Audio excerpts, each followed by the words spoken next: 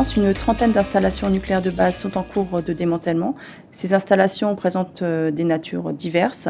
Par exemple, donc les réacteurs EDF de première génération, mais également des installations de recherche exploitées par le CEA, notamment sur les sites de Grenoble et de Fontenay-aux-Roses.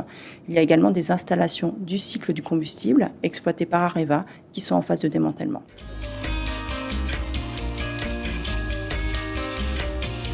Les enjeux des installations en démantèlement sont de plusieurs natures. Ils évoluent au fil du temps. Ces enjeux sont liés essentiellement donc à la radioprotection des travailleurs. Ils sont également liés au maintien du confinement des installations pour prévenir les risques de contamination.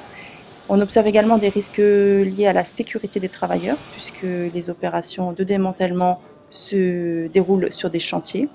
Enfin, d'une façon plus générale, les opérations de démantèlement présentent des enjeux en matière de gestion des déchets, que ce soit sur les sites même, donc en termes de gestion des déchets et d'entreposage sur les sites nucléaires, mais également en matière de gestion des déchets dans des filières dédiées, en particulier à travers donc, les centres de stockage de l'Andrin.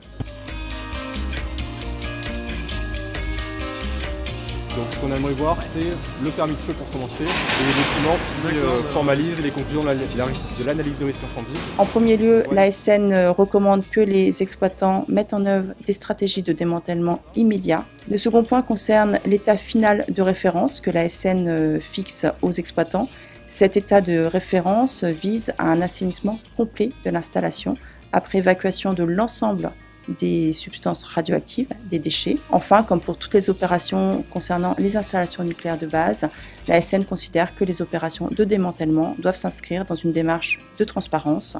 À ce titre, elle recommande donc que les informations soient transmises périodiquement aux parties prenantes concernées, notamment les commissions locales d'information implantées autour des sites nucléaires.